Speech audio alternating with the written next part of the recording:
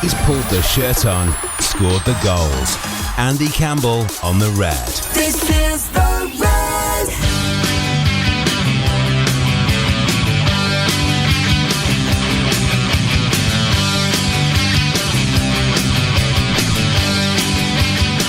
Good evening, Andy. How are we doing? Good, mate. Yeah, nice to be sat here with you. Oh, thank you. Well, it's great to have you here. It's the last one of the season, the last Red Army of the season, with Andy Campbell, and we're going to have a little bit of a chat about the Watford game, and then try and sum up the season if we can, because it's been quite a season. Less than an hour. Jesus. Well, we'll make an effort. We'll try. And of course, if you want to get in touch, there's a couple of ways that you can do that. You can WhatsApp Andy on 0330 043 2002.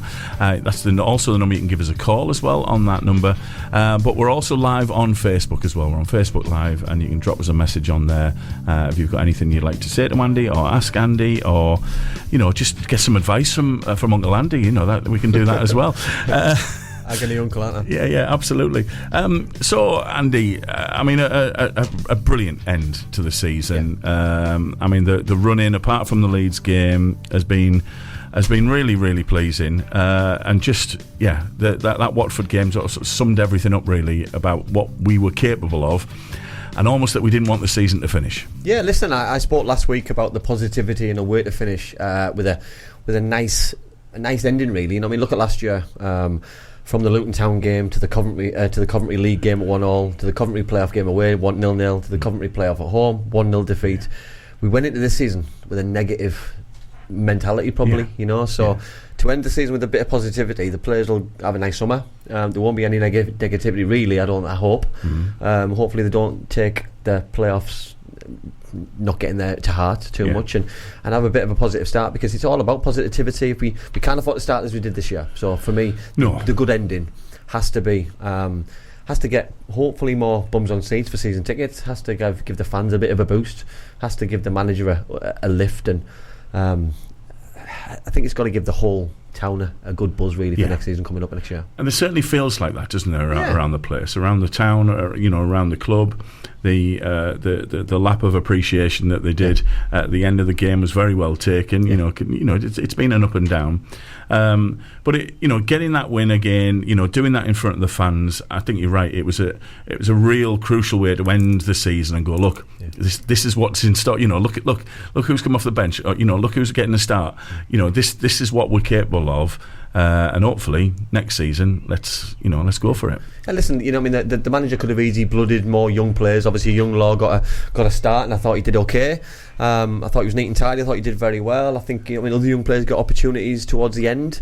The manager could have downed tools and not been bothered about results, performances, and just give all young players a chance. But I think he did it right. He probably took a little bit from the Cardiff game the week before, because Cardiff were atrocious on their last home game, and I think when you lose your final home game of the season, it leaves a sour taste in your mouth, for fans and for players. And when you've got a player of the year dues throughout the week and stuff, it can always take your attention away. And I think last year, we've learned a huge lesson in terms of how we ended last year. This year we had to end well, and yes, we went in the playoffs, and yes, we haven't really achieved anything. But this year was all about progression. We've had to digest all players leaving from the season before. We've had to instill new players who I think are right now flying, and the season didn't really want to end. No. But the league table didn't lie, and we weren't good enough to get in the playoffs, and I think that's fine. I think we've all took it on the chin. We've all accepted it as human beings and adults, and gone over it. But I think next season is a must in terms of positive. There's no excuses next season now. This season was a season that can be excused. Next season, not so. With the staff, with the players, I think the manager's under a lot of pressure next year. I think the club's under a lot of pressure next year, and we can't afford to fall adrift, because every year this league's just getting really, really hard. The teams who haven't gone up this year are going to be hurting. The teams who are going to come down next year are going to make it even harder, and then even the next year it's going to get harder and harder. Well, we'll come on to the playoffs in a little while, about your predictions for that, and also the plans over the summer. Leslie's just been in touch there. Is this your last show tonight for the summer? Are you taking a break, Andy? Yeah, I'm going to have a few weeks off. I think it's well earned, and I think, listen, you can always you can always go over things too much and you know what I mean, talk about the same thing. So I think it's good just to take stock, understand what's happening, and have a break for everybody, because I know people rely on shows like this and things. You know, I've done podcasts in the past where people, it's their release and it's their happy time, but I think it's sometimes you can take a time off and then look forward to coming back. Yeah, absolutely. So Andy will definitely be back before the start of the season to mull things over. Let's stay with this summer then, Andy. Brilliant result against Watford. We've seen now a couple of players moving on. Paddy McNair being one of them. It looks like that might be a Rangers thing. The Greenwood, there's stories there about Greenwood, has not taken up the offer of Greenwood. Is it going to be more evolution than revolution this summer for Michael Carrick? Yeah, listen, I think so, and I think the story that the Gazette ran about 10 days ago now. I think there's obviously a lot of positives, and a lot of truth came out of that story in terms of who was going to stay, who wasn't going to stay. I think there was a few surprises, and was I surprised that Paddy's not staying? Probably no. I wanted him to stay, 'cause I think his experience could have been invaluable next season with the younger players. Yes. But probably the reasons that he didn't stay is probably a financial one, to get him off the books, to bring in probably 2 players on his wage, which I think is important. But as long as we bring the right players in, as long as the manager can bring in his own players and bring in the right players and bring them in early, that's got to be key. I think we brought players in this year too late. We'd already lost the first couple of games, we'd already had a couple of bad results, and bringing them in, they weren't ready. They weren't fit enough. They weren't ready for the English football and the English game. They were under a lot of pressure. They underachieved.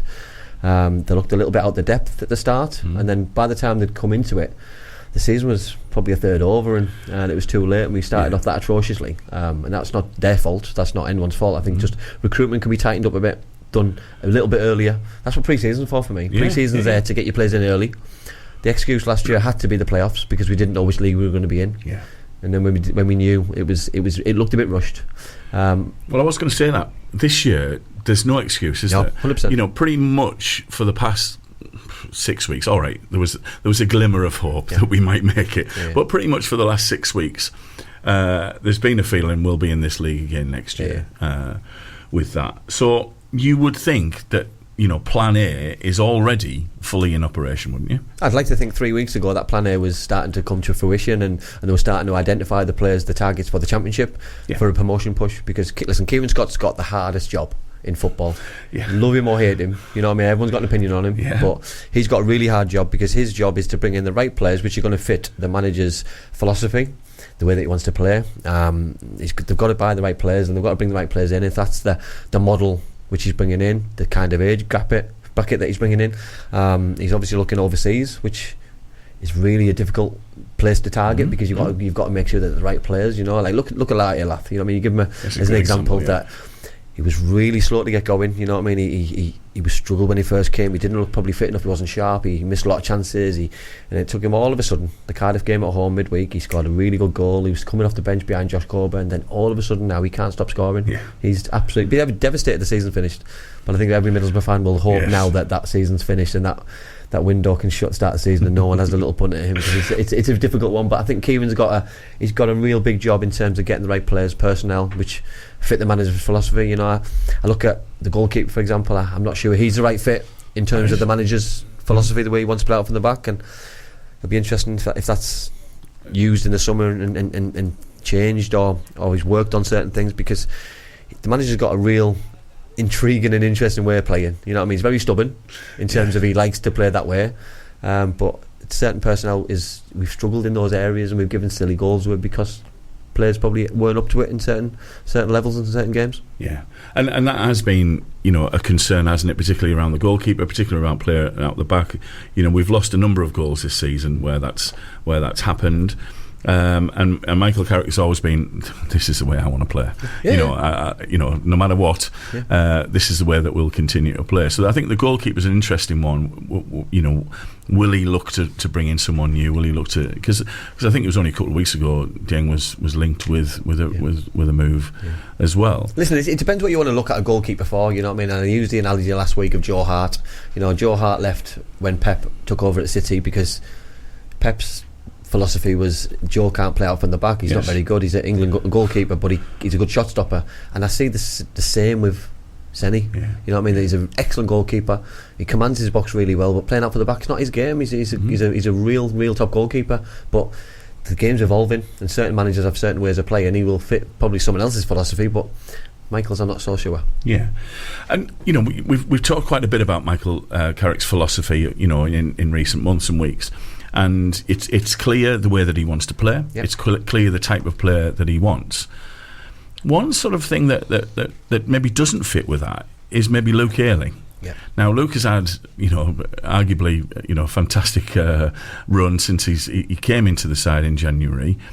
He said at the weekend the deal is nearly done. Do you think that's a good signing? That's if he becomes our first signing of the summer, that'll be a good one. Luke was my signing of the season in the window, in the January window. So you know what I mean. For me, I think it's a must. I think it'll be a huge coup for Michael to bring him in full time and put him on a year or two if he can. Long term deal. I think a long term deal would be a 2-year deal at his age. I think it would make a statement for me. And I know it's only a full back area and it's only a defender, but we've really struggled in those areas, and I think he's got the experience. Look at his performance on Saturday was immense. You know what I mean? He's setting 2 goals up. You know what I mean? From the full back area. If you've got a full back who can overlap and he's got the energy and the desire to get behind and overlap an Isaiah Jones or another winger or other players, I think you've got half a chance because he's got the qualities in abundance. And the send-off he got from Leeds told me the story that everywhere he's been, that everyone loves Luke Ayling, and I think Middlesbrough fans are bought into him. He's had a couple of quiet games, or should I say, or a couple of poor games, but everyone's allowed a bad game when you're playing football, and I think his quality isn't in question. He's experienced, he brings a lot to the table, and if we're getting rid of a Paddy McNair, then I think Luke's a must to bring in, because I think him and Johnny Howson, can they play every week? Possibly not. So I think it's real key that we can get as much game time as possible out of them. Yeah. Just a couple of comments here. Patrick on Facebook is saying, I think Dieng will go in the summer. We should go for the keeper at Rotherham. Interesting. Yeah. Hi Andy, I think certain players need to move on. Silvera, Paddy, Barlassa. Interesting ones. Listen, I was a big fan of Silvera start of the season. I think he was raw. I think he gave us something that we didn't have at the time, especially over the other side, in terms of cutting in from the left and giving us pace alongside Isaiah Jones. This year we need more consistency out wide from players, and one thing he didn't bring is consistency. I know he's a young player and he's come from the A-League and it's very different, and you don't have to be as consistent in that league than you do in the Championship. You've got 2 games a week, the weather's different, there's loads of factors which can have a negative impact, which I believe have, but we need to be quite selfish now in terms of moving forward. There's no excuses next year. We can't afford to make the same mistakes and be not sure about players anymore. You know what I mean? We've got this opportunity now. They've had a full season. They come back to pre-season, they hit the ground running, or they get replaced by somebody else who can do the job for the season, because we've got to, next season, playoffs is the minimum for me. Has to be. Has to be. And in saying all this, a lot of the players are already on the plane somewhere, on their holidays, I would imagine. It's absolutely crucial, isn't it, that Borough get their business done as early as they can. Yeah, 100%. Listen, I think it's key now that while these playoffs are going on and the players we were looking forward to the Coventry game at the weekend this time last year, and then we were playing the midweek after, and then we could have gone to the 25th and 26th and 27th of May for the playoff final weekend at Wembley. We've got an extra 3 weeks break, so the players can come back that little bit early. They can come back and get extra fitness in. They can come back and be a together group of players. We can bring in our players earlier, and there's got to be no excuses now. You know what I mean? I can't have next year the same as this year, and we're bringing players in last minute. The manager can do his business very early. The players had fitness testing, I believe, last week, so hopefully they're going to come back with the same kind of a fresh approach and confident and let's go again. Yeah. And just before we move on, I just wanted just one word or a couple of words even for Johnny Howson. How important is that signature? Outstanding. I think listen, I think it's important that we keep the spine of the team. You know that, and the spine of the team's got to be the strong areas. You know what I mean? It's not about keeping them; it's about getting the right players in. You know what I mean? I think Latte Lat's going to lead from the front. If you've got Riley McGree or Aziz is playing in that 10, you've got a Johnny Howson. You've got multiple defenders who can lead, and a goalkeeper. You get that back. You get that backbone and that correct with experience. You've got half a chance in this league. You know what I mean? If you can score goals and you can keep them out, you know what I mean? You'll win the league. You know what I mean? You know what I mean? Because it's the Cranker style. You know, because we'll score lots of goals next year, I believe. I don't believe we'll keep many clean sheets because Michael likes to play a certain way. Yeah. But I'm super excited to see what the future holds because you know what I mean. With Michael in charge, I think the future is very bright. Yeah. All right. Well, we'll have a look back at the season in a little bit as well. Like I said, we also want to pick your brains about the playoffs and you know what you think about the end of the Championship and how that's going to look and maybe how the Premier League's going to look coming down. But I'm just intrigued, Andy. When you were playing, how was this time of year for you? Was this a brilliant time of year? You know, in terms of you were looking forward to that break and having that time with your family, or did you just want to continue playing football because you know it's in your blood? It's you know you want to play. So did you miss it when you were off? I think it all depended on what season I had. If I had a good season, I needed a break because I'd played a lot of games. I think that, you know, and mentally I needed to shut off and shut down and just think about something else for a bit. If that's family, kids, friends, you know what I mean, going out, socialising, have a holiday, just shut down for a good couple of weeks. If you've had a bad season, you need to get back onto it, and I think you push yourself even more and you don't have as much break, you do more fitness work. You want to try and come back in pre-season fitter than the other centre forwards, the other wingers, because you need to make sure you stand out from the crowd, because a new manager might come in. You'd never know. In football, nothing will ever surprise you. That a top club comes in and Michael goes, new manager comes in, the players have to be ready for every eventuality. You know what I mean? So they've got to make sure they come back, and pre-season is not a time anymore to get fit. Pre-season is the time that you come back fit. You know what I mean? That's why the team's done pre-season already. They've done fitness testing, and they expect the players to come back with that baseline fitness exactly where they've gone from. That's no less. You know what I mean? They'll be given a program to work all the way through. If that's in Spain, America, Australia, wherever the players are, they'll be working hard every day. And that's just the day of a modern footballer. Long of the time gone where you could go on a 10-day bender and not worry about coming back. And pre-season was a time to get fit, and that was quite hard, physical. It was really tough, but now it's probably not as hard because you come back and you're already in really good shape. It's Andy Campbell and it's live on the Red. We're also on Facebook Live as well. It's Andy's Red Army. We're having a chat about where Borough finished the season. We're just going to have a little bit of a review when we come back after this break, Andy, and we'll gather your thoughts on the season overall right after this. Right here on the Red. This is the Red. Hello, Alan Wicker here. Ever get the impression that I've been everywhere? Well, it's true, I have been everywhere. And today I'm going to be everywhere inside your radio. Here I am in your left speaker to tell you that Travelocity offers a Fare Watcher service which can find you the right flight at the right price. And here I am in your right speaker to tell you that when you type in where you want to go, Fare Watcher will email you updates on the best deals. And here I am in the woofers to say Travelocity.co.uk. And here I am in the tweeters to say, hello world. At all protected. This summer's Soundwave Festival is coming to Seaton Carew with headliners the Kaiser Chiefs, Feeder and Heather Small, the voice of M People. There's a full supporting cast including the Wildcats of Kilkenny, Finn Forster and the BBC introducing stage, and laughs all day in the comedy tent. Soundwave, Saturday the 27th of July at Seaton Carew. Tickets starting from £45. Get yours now. Click on to soundwavelive.co.uk. Not all students thrive in a schoolroom environment. Some need more than a little help. They need an alternative educational path, and that's where Evolve Sports Academy comes in, giving students a chance to achieve academic qualifications whilst doing things they love doing. Football, table tennis, boxing, to name just a few of the ways Evolve brings out the very best in students. Click on to evolvesportsacademy.com. Evolve Sports Academy. Changing lives through sport. Here at Billingham Kitchens, you don't hear us talking about sales, big discounts or cheap appliances. We don't sell on price, and we don't only price half the job.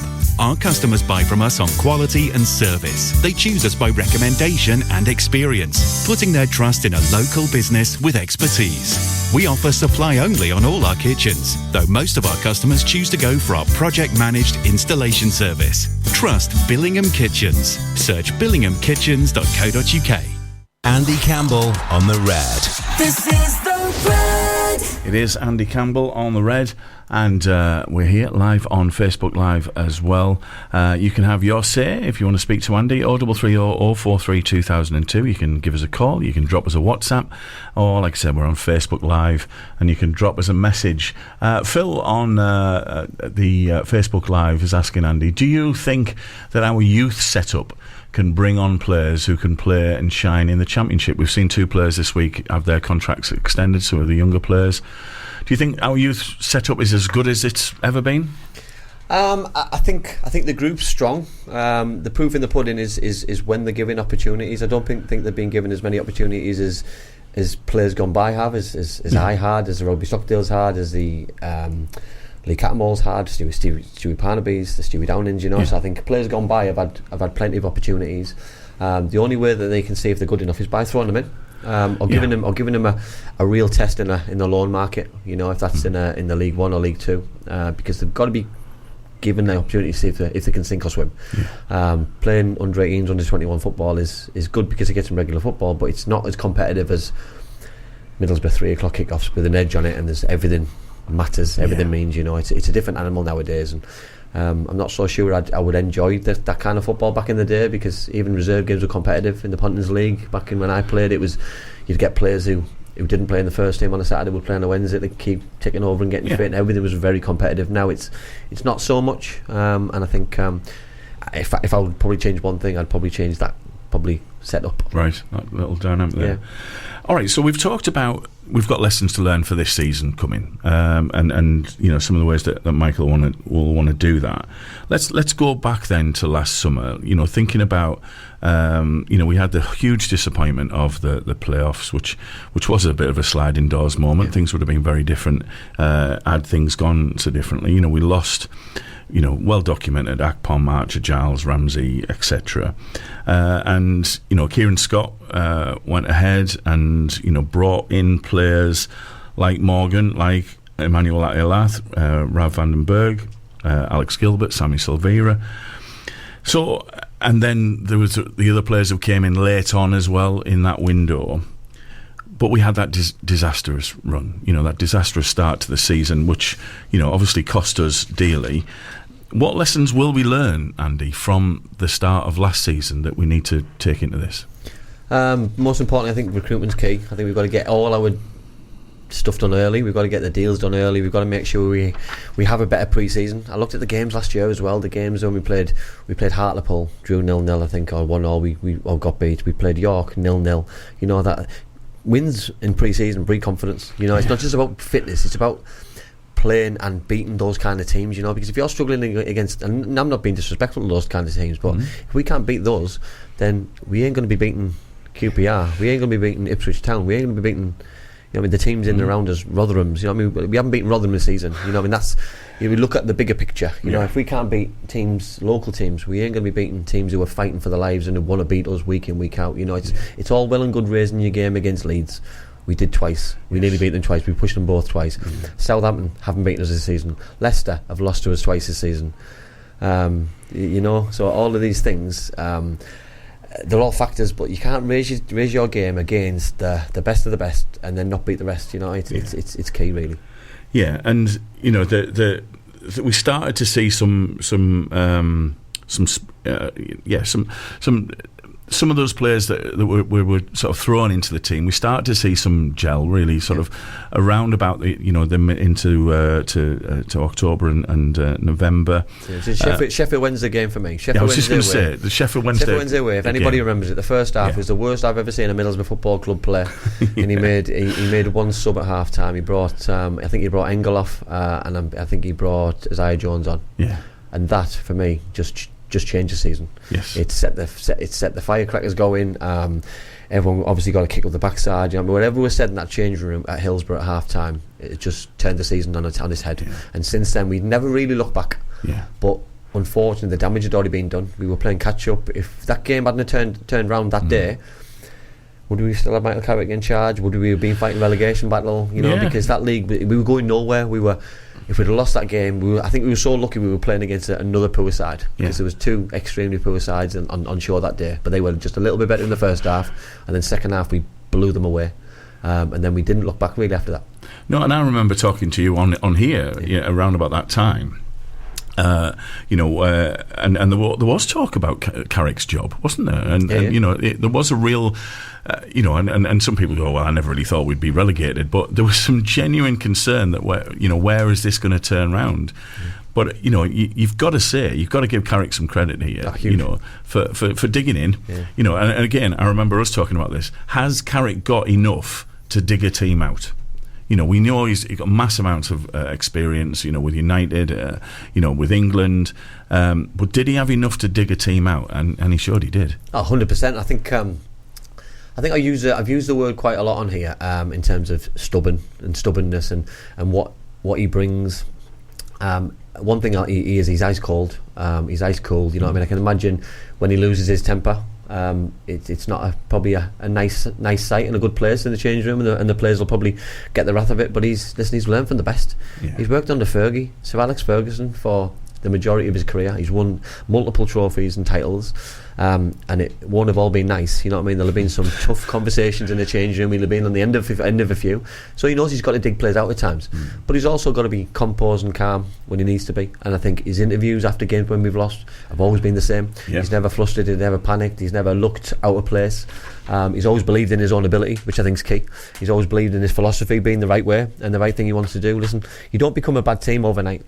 Players don't become bad players overnight, and that's the same as a manager and a coaching team. They don't become bad overnight.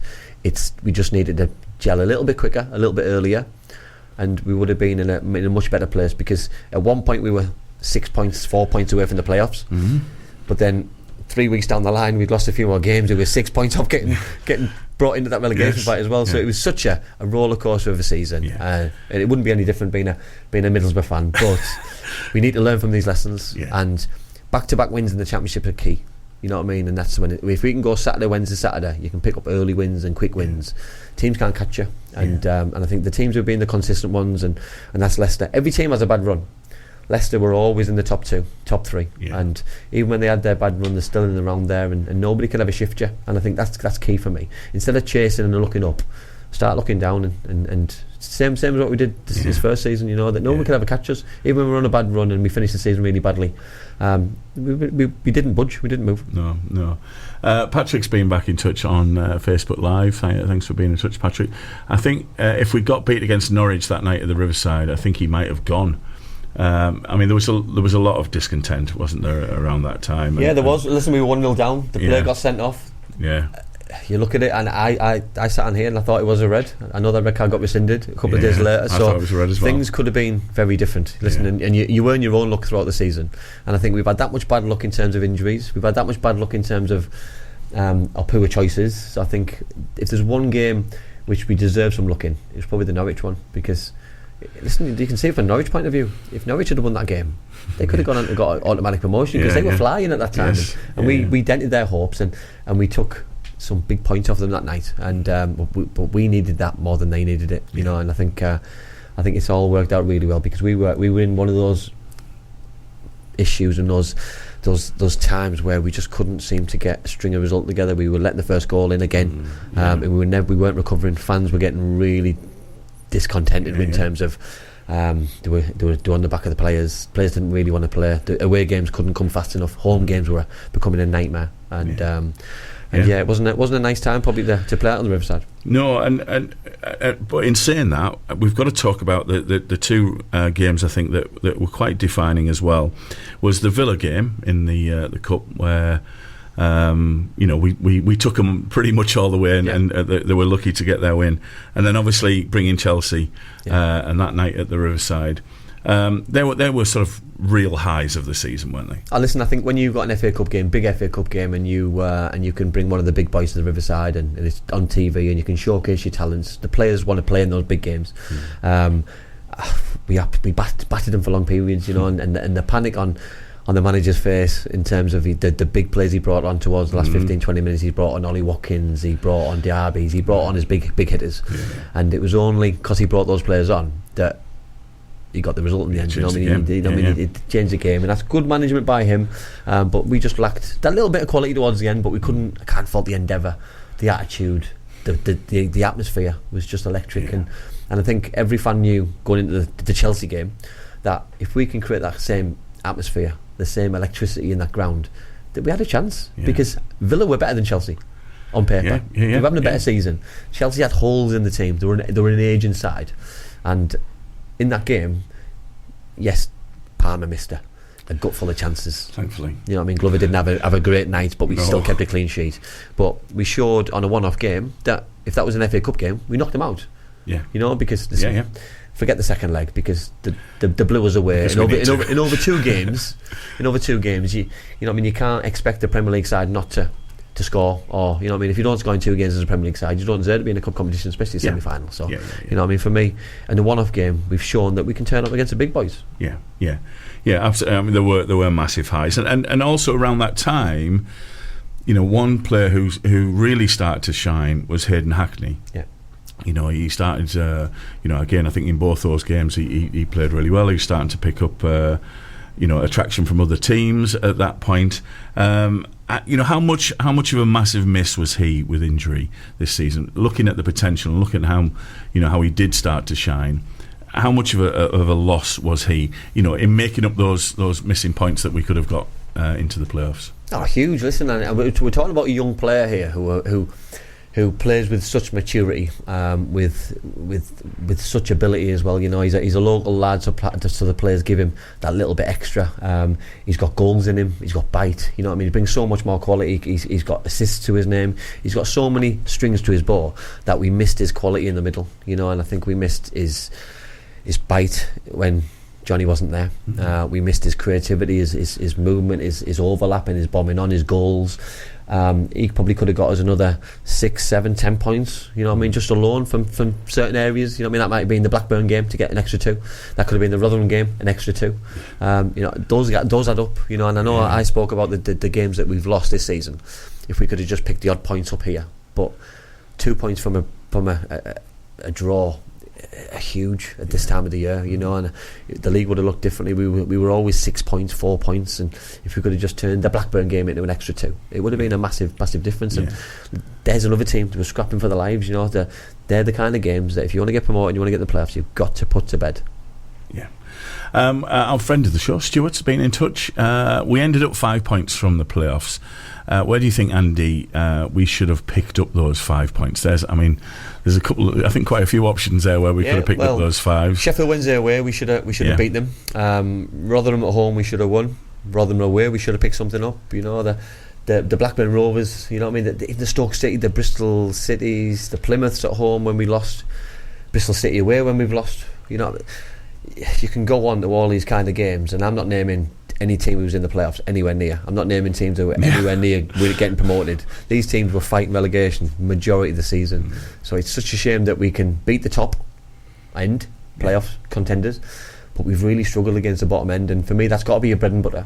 And if you can pick points in and around you, because look, towards the end, Ipswich, we could have got something from the game. We dominated. Southampton, yes, we got a late equaliser, but we took 4 points off them. Same as Ipswich. Leeds are the only team we haven't taken points off, but we've got close twice. Very close. And it's a shame we didn't, but hasn't really done them any good taking 6 off us. But you know, we took 6 off Leicester, and they've still won the league at a canter really. So it's, you know, I mean, Hull we've took points off, Norwich we've took points off. So it's been a positive season in terms of we've beaten the top 10 quite comfortably. But there's a lot of teams below us who we've massively underachieved against, and that's where we should have dominated, because you beat the teams down the bottom below you win the league or you get promoted, and that's where the Norwiches have got in the playoffs. That's where the Ipswiches have got promoted. That's where Leicester have won the league. You know, traditionally, and we talked about this as Borough fans many times, Christmas, you know, traditionally was a difficult time for the Borough. It was really interesting looking back at the season, because from the start of December to the middle of February, we won just 4 out of 13 games. It wasn't a great period, and it was like another little lull that we had in the season. And it had the Chelsea game within there. Ask Michael Carrick that question, what happened in that period, and his answer is always injuries. We were decimated by injuries, weren't we? Do you think there was a lot of questions about what was happening in the training? Well, we've seen it in Sunderland, we've seen it in Newcastle, we've seen it in Tottenham, we've seen it in many of the clubs that have suffered with injuries. Is it that we're playing more football now in games? We're having longer matches due to added on time. Is that one of the factors? But is there something happening on the training pitch that isn't facilitating this? Is there too many games? Is there a reason behind these injuries? Is what I'm trying to get at. Well, the Championship's always been 46 games. It's always been the biggest league. You know what I mean? Like from there in the Premier League. We obviously did well in the League Cup. So that gives us another quarter of games, midweek games. We did okay in the FA Cup until we hit Villa. I don't know what's gone on in the training ground. For me, we were very lucky we had a big squad, and the biggest squad in the Championship. Yeah. Because if we didn't have the big squad, the young players would have been the ones who would have subsidised. And I wouldn't been convinced that they were good enough and ready to go in at the time. Because if they were, I believe the manager would have thrown them in and give them more game time. I just think we're really lucky that we had the squad that we had. You know what I mean? Listen, were we really unlucky with a few injuries? Of course we were. Riley goes away to Australia and he seems to get injured every time he's there. If that is a fatigue thing because it's long travel, then maybe that need looking at. Have we rushed players back because we needed them back and it increased a further injury? You know what I mean? The sports science department, the physiotherapy department, I think will be under scrutiny massively in pre-season because pre-season's a time that we need to have players ready in conditions, ready to go again for a full season. Players are conditioned to go for a full season, not till Christmas, not for 10 games. They're there to go for 50 games. And if you can be the lucky one to play 50 games, then that's fantastic. If you don't pick an injury up throughout the season, then someone's done a fantastic job for you because you don't just get yourself fit. You've got a team around you who helps you get fit, looks after you, recovers you well. You know what I mean? It's not just about the games. It's about, do you recover well? Do you look after yourself after a game? Football's evolved. You know what I mean? The game's gone a long way since the first thing you drink after a game is a pint of lager and you wash it down with another 10 later on. You know what I mean? It's about what you put in your body, how you recover, warm downs, cool downs, probably training tomorrow. You know what I mean? Less days off. It's everything now is scrutinised. Everything now is professional, or more professional than it was back in '96 when I came through. It's a far cry from that, and it just looks so professional now. But we need to make sure that we don't have the injuries. Can they be avoided? If they can, why aren't they? The serious ones, you can't do anything about broken legs. O'Brien had a broken leg. No. Serious knees. If players aren't getting looked after from international teams, can we wrap them up in cotton wool and they don't go away? Because we pay the wages. You've got to be, sometimes you've got to be selfish. I know players want to play in World Cups and play in big tournaments, but they've got to also understand that Middlesbrough Football Club is their bread and butter. We pay their money, we pay their wages, we're giving them their living, we're giving them their lifestyle, and at the minute we're not getting a return on certain individuals, which is for me a travesty. Alright, this is Andy's Red Army, Andy Campbell. We're live on the Red, on DAB online on your smart speakers. We're also live on Facebook as well. We're going to come back and we're going to finish off the end of the season after this break, Andy. And there's one player that I want to come back to, and you've mentioned him already, that little Australian and the issues that he had. We'll have a chat about him when we come back after this. Not all students thrive in a schoolroom environment. Some need more than a little help. They need an alternative educational path, and that's where Evolve Sports Academy comes in, giving students a chance to achieve academic qualifications whilst doing things they love doing. Click on to evolvesportsacademy.com. Thank you very much. I went to the doctor. He said, you've got a very serious illness. I said, I want a second opinion. He said, all right, you're ugly as well. I said to the doctor, I've only got 59 seconds to live. He said, wait over there a minute. If Tommy was still here, he'd say taking your heart medicine ain't no laughing matter. It helps you stick around longer. So if you can't get to the docs but have questions about medication for angina, high blood pressure or cholesterol, call the British Heart Foundation Heart Nurses on 0300 333 0333. Just like that. Visit bhf.org.uk. This summer's Soundwave Festival is coming to Seaton Carew with headliners the Kaiser Chiefs, Feeder and Heather Small. There's a full supporting cast and the BBC introducing stage. Soundwave, Saturday the 27th of July at Seaton Carew. Tickets starting from £45. Get yours now. Click on to soundwavelive.co.uk. Don't forget, Billingham Kitchens also do great bathrooms with the same impressively high quality and service as our kitchens. Search billinghamkitchens.co.uk. Andy Campbell on the Red. This is the Red. And welcome back to Andy Campbell's Red Army. We are on the Red, on your DAB online and smart speakers. We're also live on Facebook. Thank you for the messages that are coming in on those. I'm just trying to see if I can see them. Well, I'd say, Andy, I wanted to have a chat with you about a particular Australian, Riley McGree. Some say he's one of the best players at the club. Best player in the championship, in my opinion. Well, right. Wow. He had injuries that almost were sort of a little bit mysterious. We heard about things that were going on. He gets himself fit. He goes off to play in Australia again, all the way to Australia to play, and gets injured within 10 minutes. Do you think that was I know the club can't do anything about it, but him going away, him getting that injury again, surely cost the borough dear. 100%. Listen, I think it's quite a selfish thing for countries to ask that kind of question of players and clubs, because I remember back in the day Australia played a lot of games in London and out of London to probably save a lot of the English players from travelling, and a lot of the Europeans, because all in one central area, and I think that looked after them a little bit more. I think to ask a player to jump off a plane after a travel like that and train straight away because you've got a big game, because the games are coming thick and fast. FIFA have to look at that, because it's not down the road, it's not an hour's travel. It's the welfare of a person. He's a young man. You know what I mean? He's a young man, and I think if we don't look after his welfare, then his body's going to be shot to pieces. His career's going to be cut short because of decisions which are probably out of his control. Because yes, he's probably a proud Aussie who wants to play for his country. He wants to play in World Cups. But he also wants to play football, and he also wants to play at the highest level. And the only way he's going to play at the highest level is if he gets promoted to Middlesbrough, or if he leaves and goes and plays his trade somewhere else and plays higher. If that's a Premier League or La Liga or Serie A, wherever that may be, because I do believe the boy's good enough. But I want him same in the Premier League with Middlesbrough, and the only way to do that is by getting him fit, getting him healthy, and staying on that football pitch. Because when he's on his game, there's no better player. He can unlock any door. You know what I mean? You're seeing the things that he could do last year, the games that he won on his own, the Sunderland game, for example, the things that he created for Akpom. You know what I mean? The relationship that he had with other players. I think it's key that he's a huge part, and the club knows he's a big part. There's rumours that he's put a couple of transfer requests in this year that he wanted to get away, and he still wants to get away. I think if that can get resolved, and we can match his ambition, because I think that's key as well. I think he's got ambitions to play at the top level, and rightly so. If we can match it and we can go this season and have a right go, then Riley, buy in, give us a season.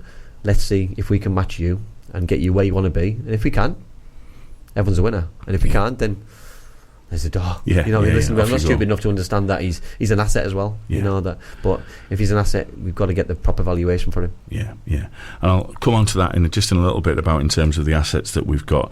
Just to finish off the season, then 25 points from a possible 36. Massive. That's amazing, isn't it? That's championship winning form. If we can do that throughout the season. And I think that goes back to what we said at the start. That sort of form has got to make us optimistic about next season, and it's also got to give the players that self-belief, that to build in their self-esteem, that do you know what, we're on a really exciting journey here. Listen, I think what the players need to understand and what they can achieve is unbelievable. That the away fans travel in the numbers. Listen, we've got nothing to fear next season in terms of teams in the Championship. If we can make the Riverside a fortress next season, and teams come here and they'll get nothing from here, we give a couple of teams a good hiding, like we probably should have this year, which we haven't done. But we score goals. We look like we're gonna batter teams. And I mean, take the Rotherhams, the Bristol Cities, the Plymouths, take them to the cleaners, like in the best possible way. Don't feel sorry for them. Don't give them anything to hang their hat on and be be achievable against us. Just really take them to the place that they don't like to be, and then people start taking notice, because towards the end of the season people have looked and gone, Middlesbrough are going to be good next season. But they said that last season, and look how we started. So what we can't do, we can't get excited, we can't get arrogant. I think we were a little bit this season that we just thought we were going to turn up this year, and the league was going to just cave in and give us it. We didn't put the work in. We didn't put the legwork in at the start. We didn't look like we deserved to be anywhere near the top, which we weren't. And you get what you deserve, and we got nothing. We didn't make sure that we start games quick. One that we've started too many games slow this season. And if that's the plan, then we'll buy into it. Because, but I don't believe that is the plan. With Michael in charge, he's got one way, and that one way is to win a game of football. Yeah, and go out and win it. You know. All right, so we've talked about some players, already that potentially that are going to stay. A couple that are going to go. One player that we haven't mentioned is Latte Lath, and the form that he picked up towards the end of the season. Some of those goals, Andy, were absolutely outstanding, weren't they? Goals out of nothing, and I think that's my concern and my worry, that he was scoring goals out of nothing. Same as Akpom was towards the end. That, every time you give him the ball, he looked like he was going to score. Give him the ball in tight areas. Players, he was unplayable. And Latte Lath's the same. I said to Dave 3 weeks ago, just don't play him again. Give him an early holiday. Give him an extra 3 weeks off. Take him home. Take him home and let him see his family and start again next season. And he's scored in every game towards the last three games. I do hope that no one does take a punt on him, because that's what I was aiming for. What we can't afford to do is lose another player of that calibre and bring somebody in and them to take the time getting ready for it. Listen, money talks. And everyone's an asset. In 2024, everyone's an asset, unfortunately. And no club can turn down a crazy bid or a crazy offer. I just hope that if we can keep the players at the spine of the team, and we can keep Latte Lath as a 9, and we can get the quality in behind him, if that's an Aziz and a Riley McGree and a Isaiah Jones, and maybe there's another one on the left hand side, we'll be a force, 100%. I don't think, and you've got a Josh Coleman coming off the bench, and maybe there's another centre forward coming through, or coming into the club. And for me, I tell you what, there'd be no better front six with the players coming off the bench than those lot. And are you still happy for Josh to be part of that group leading the line next season? Certainly being one of the ones fighting the place to lead the line next season. 100%. I think Josh surprised everybody. He certainly surprised me. I think when he scored his 2 goals against Plymouth, and he was leading the line, and Lath couldn't get a look in. He was doing really well. He picked up a really bad injury in terms of hernia, and anybody who's had a football hernia, you can do things for a certain amount of time and it just gets you. That can be 30 minutes, it can be 40 minutes, it could be an hour. I had a double, and it was just, you just couldn't get going. Every morning was a struggle, every game was a struggle, every training session was a struggle, until you have your surgery. And I think he had a surgery around Christmas time, and he could never get himself fit. Now the Chelsea game was the key for me. He came on after 2 minutes because Latte Lath did his ankle. That's right, yeah. And he was treading water for the full game. He looked really unfit, bless him. He looked really just sluggish. And after that game, I think he'd done himself so much damage because he just looked really tired. He just never really recovered. And that's a player who's been out for so long. To then come in and have to play 90 minutes plus because of the extra time. Someone got injured in the first 2 minutes. It was such a shame because I think it set him back. But it was needs must at the time. And yes, we got the positive result, but I think it had a negative impact because we lost two big centre forwards in the same week. Yeah. A couple of comments on Facebook Live. Phil says Coburn isn't good enough at the moment. If we're serious about top 2, he needs to maybe go out on loan to a championship club. I think he's already had that loan, hasn't he? He went to Bristol Rovers. I think he did well. I think, I'm not on about him starting. I don't think Michael won't play them both.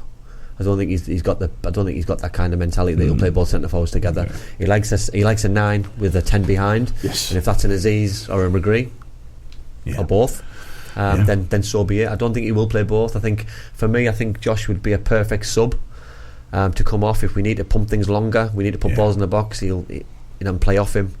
He frightens defenders, doesn't he? Yeah, want to hold the ball up. Listen, he's still a young man. Forget. He's still a young boy. Yeah. You know what I mean in terms of football. But he looks like an animal. He's built the right way as a 9. He's an old-fashioned centre forward, and I think if we give him time and work on him, he'll turn into a good footballer and good player, and he'll be an asset for what we need moving forward.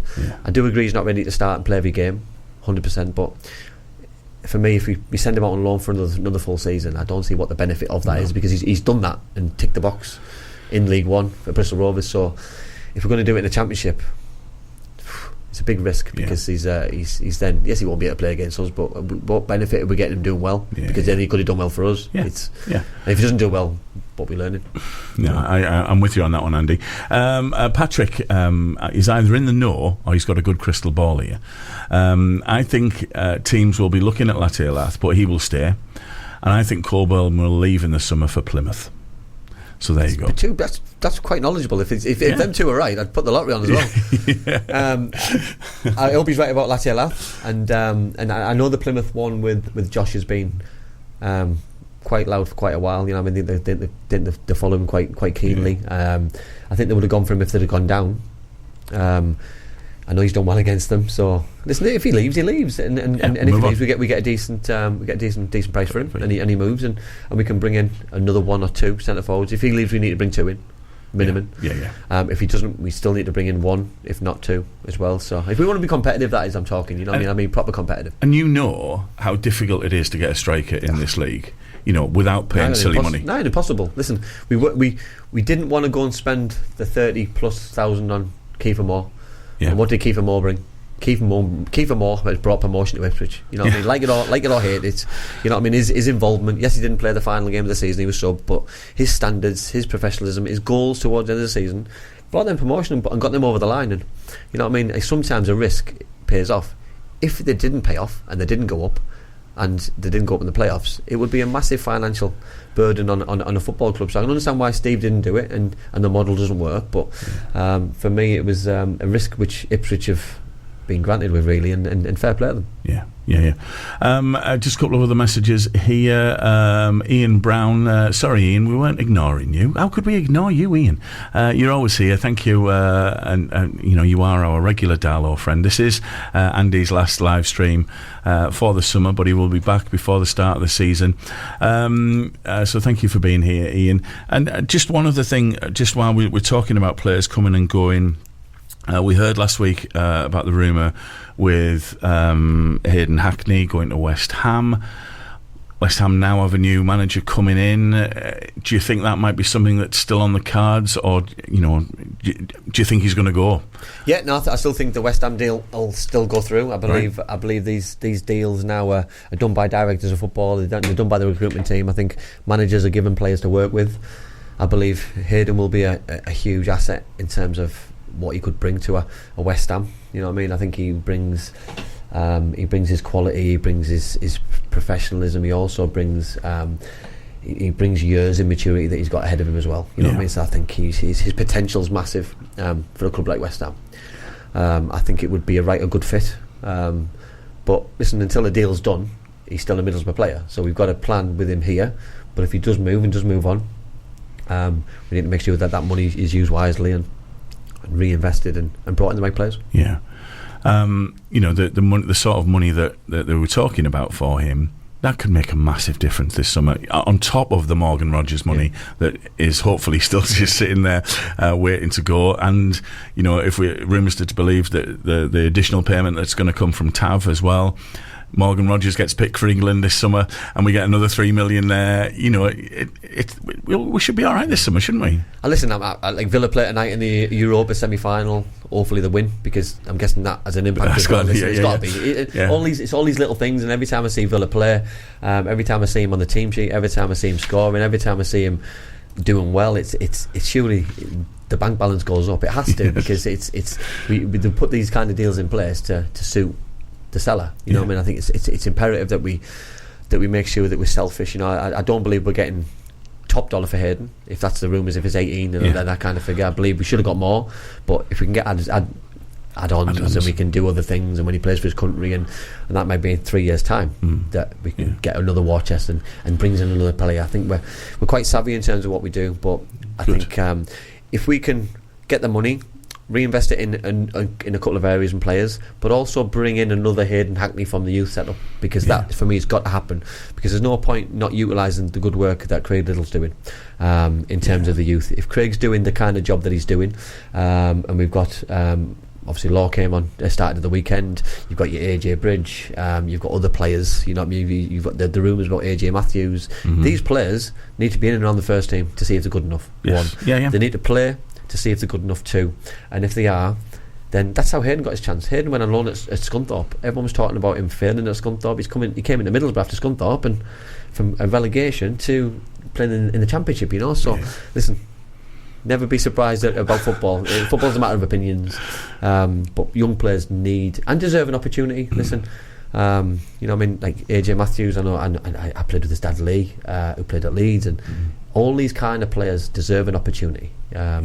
You know, that AJ Bridge, I worked with his dad at work, and he deserved an opportunity. Everyone deserves an opportunity, you know. I think it's key that young players get a chance to play, because if they're not good enough, then they've got no regrets. But football's a matter of opinions, and I'm sure Michael's got his opinion on a few, and a few be exciting summer. No, I'm with you, Andy. I think this is a really, really exciting summer. You know, we've got over the disappointment of not getting into the playoffs.